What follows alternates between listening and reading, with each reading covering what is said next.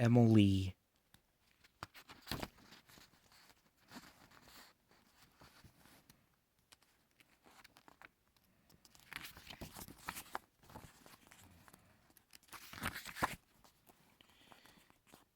This is a story about Emily, the single Stirling engine. When she came to the railway, some of the engines were very unfriendly, but they soon learned that things are not always what they first appear to be.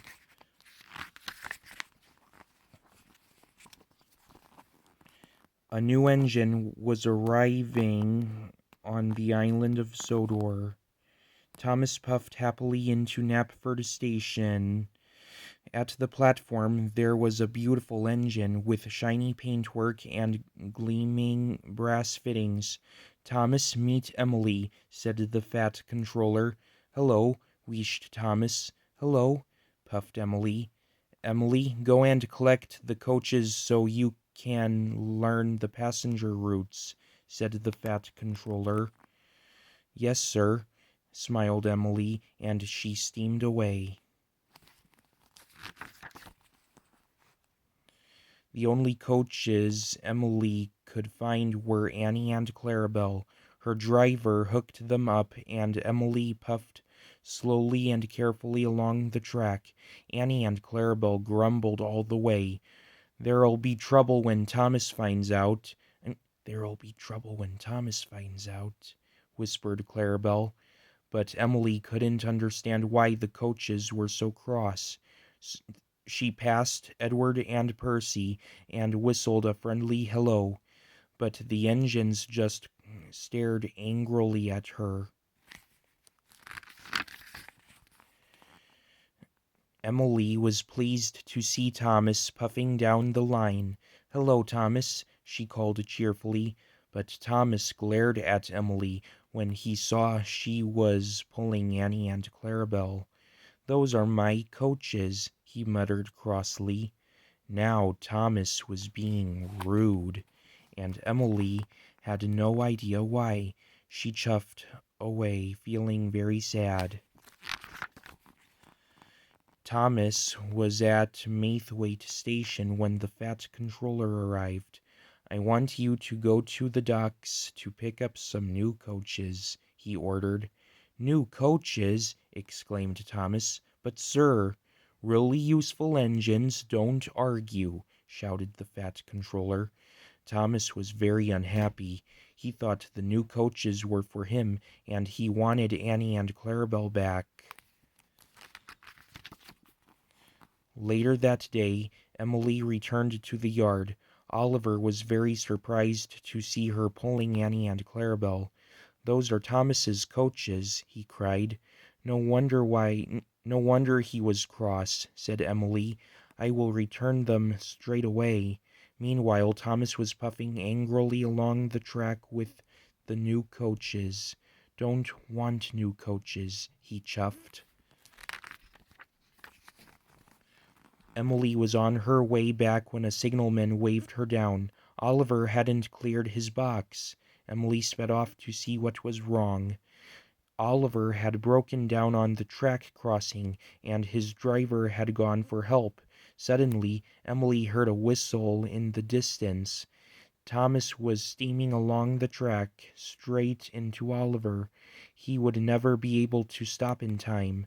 Emily quickly charged toward Oliver and pushed him off the track, just before Thomas rocketed past.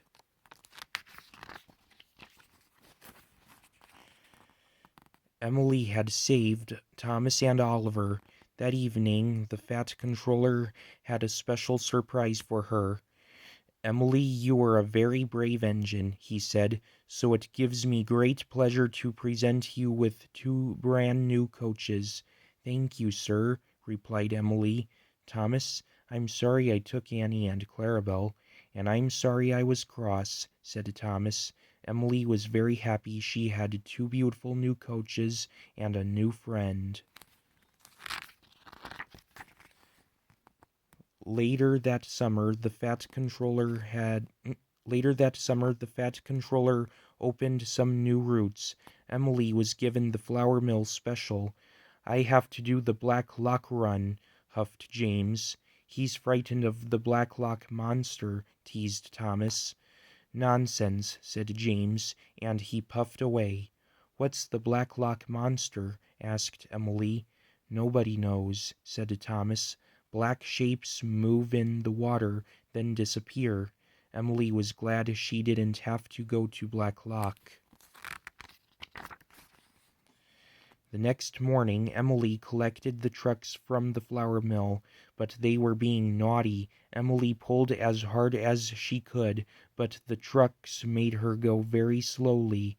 Emily was late delivering the flour, so there was no fresh bread that day.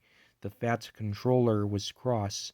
"I didn't have any toast for breakfast. If you are late again, you will have to do the Black Loch run instead of James." "I must get the flour to the bakery on time tomorrow," puffed Emily.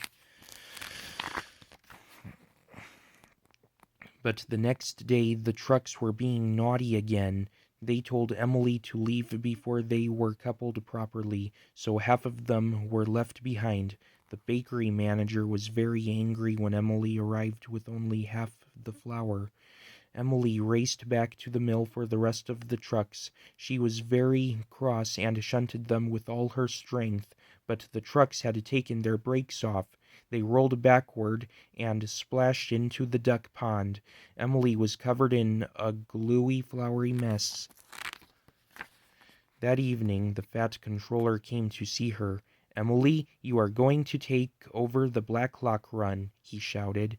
"It might be nice," said Thomas reassuringly, but Emily wasn't so sure. The next morning she puffed sadly to the station.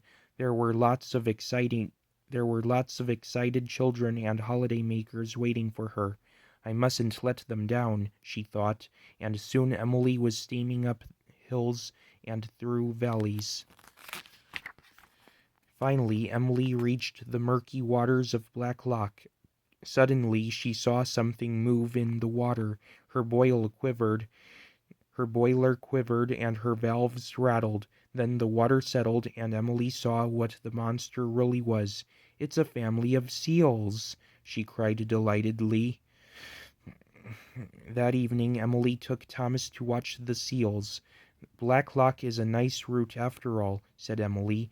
"Well, things aren't always what they seem," said Thomas cheerfully, and both engines smiled.